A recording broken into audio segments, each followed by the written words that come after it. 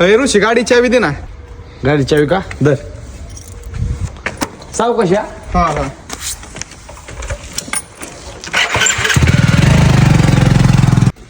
अरे ऋषा, अरे तुझा भाऊ आला, त्याने तुला गाडीची चावी मागितली, तू त्याला लगेच दिली. तू विचारलंच नाही कुठं चाललाय, त्याने तुला सांगितलं नाही कुठं चाललाय काय चाललंय.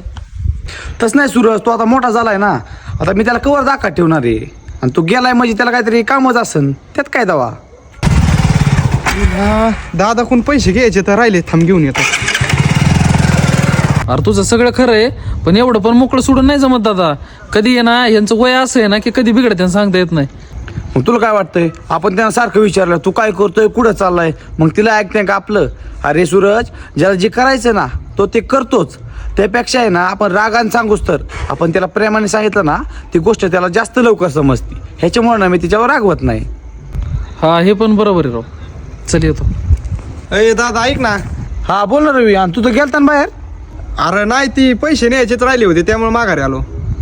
हा वय बरं सोडतो ना, ऑनलाईन सोडतो तुला पैसे. बरं चालतंय. मला माहिती ना माझा भाऊ कधी चुकीच्या मार्गावर जाणार नाही.